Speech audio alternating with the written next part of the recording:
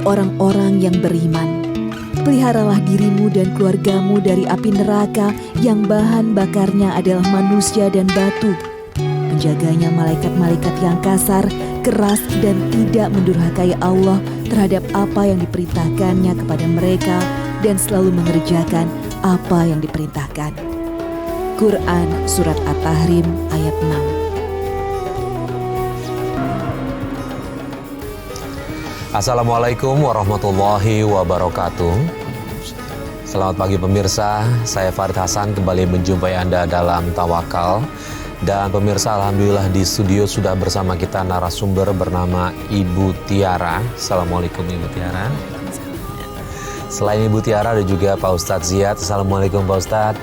Waalaikumsalam warahmatullahi wabarakatuh. Terima kasih Pak Ustadz sudah hadir kembali di Tawakal.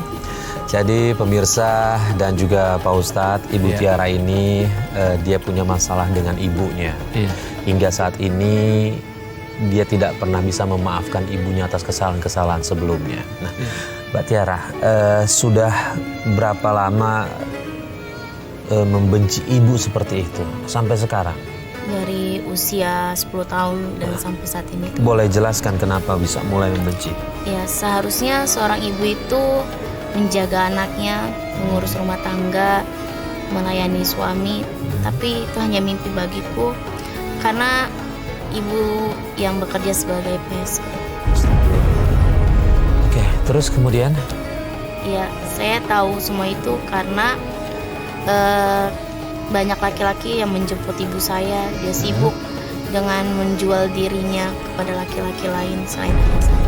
Mbak yakin kalau apa yang dilakukan ibu itu pekerjaannya sebetulnya yakin tahu dari mana? Karena cuma gara-gara orang laki-laki baik yang datang itu aja? Atau ada yang lain? Karena saya pernah melihat langsung ibu saya berciuman dan berpelukan dengan pria lain selain ayah saya.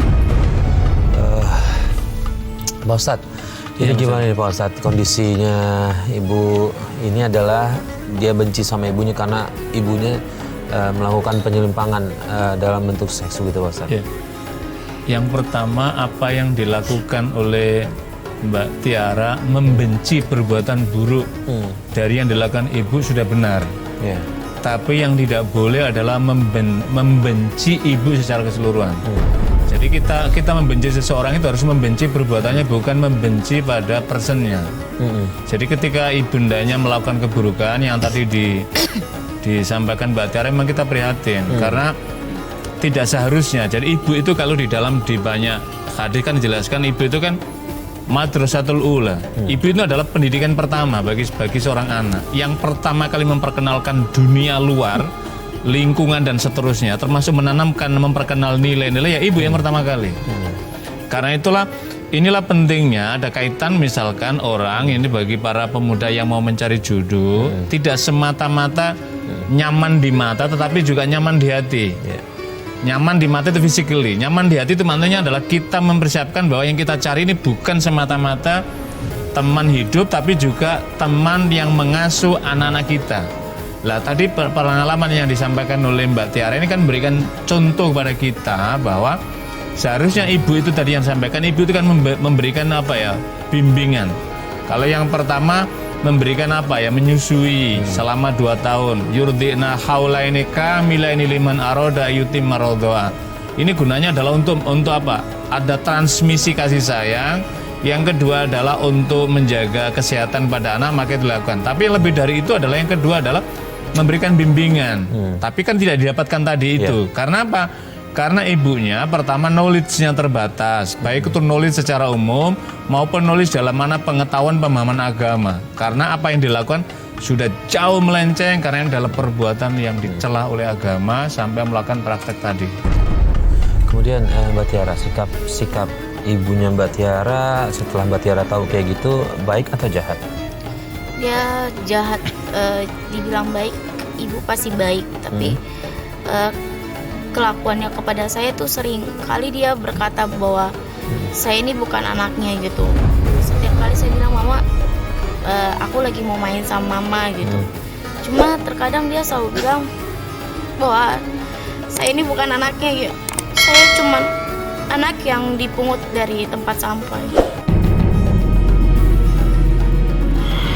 buktikan dulu dan pastinya biar aku makin laku. Bu, ibu mau kemana? Ibu mau jalan sama Om Noval. Bu, udahlah Bu, ibu nggak usah jalan sama laki-laki itu lagi. Aku malu Bu. Udah deh, kamu diem. Jangan bikin marah ibu. Aku malu Bu sama teman-teman aku. Hei, kamu tuh susah dibilangin ya. Jangan suka ikut campur urusan ibu. Lagian kamu itu bukan anak ibu. Kamu hanyalah anak pungut yang diambil bapak kamu dari tempat sampah. Ngerti gak? Nggak mungkin. Nggak mungkin. Ibu jahat. Mulut tuh anak. Sayang. Sayang. Jalan yuk. Kamu tambah cakep aja deh. Ya dong sayang. Biar kamu ngasih banyak duit sama aku. Mau kemana kita ya? Nah, jalan yuk. Oke, ayo.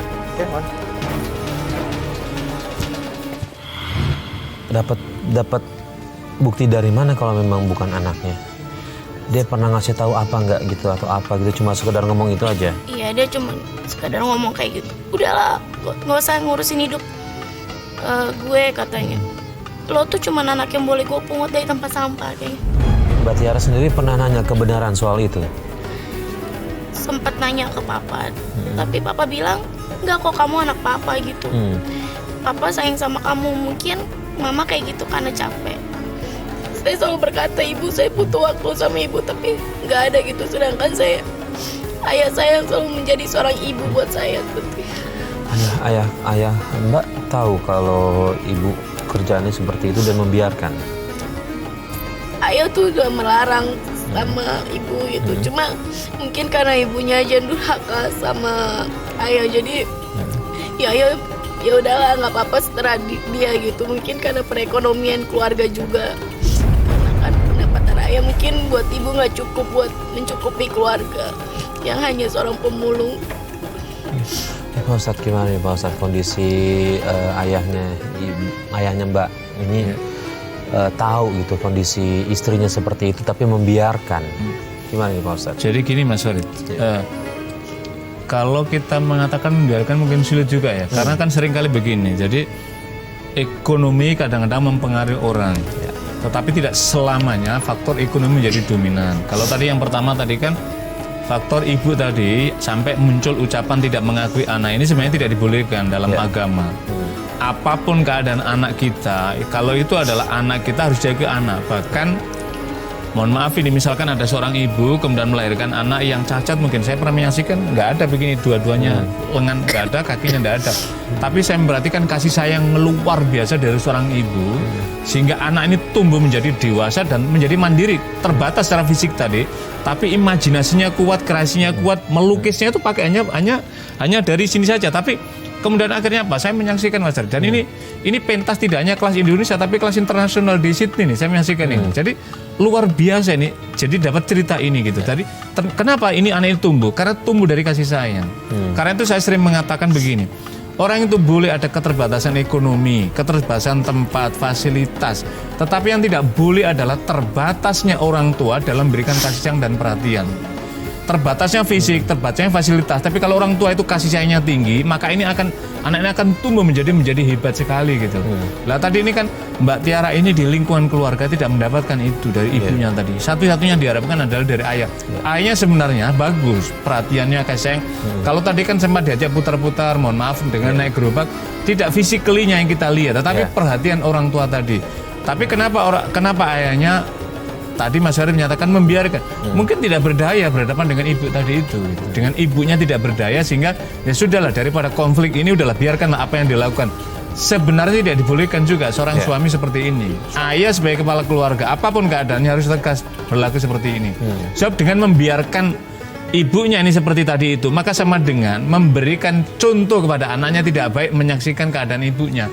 Lah inilah yang kemudian akhirnya menjadikan pertumbuhan pemikiran psikis daripada Mbak Tiara ini tidak sebagaimana anak-anak usia lainnya, sehingga ada beban psikis yang sangat berat kalau kita lihat dari cerita yang disampaikan tadi. Ya, beban itu mengakibatkan Mbak Tiara ini begitu bencinya sama ibunya. Betul, ya. betul. Mbak Tiara, mau tanya, ayahnya Mbak Tiara ini menafkahi Tiara?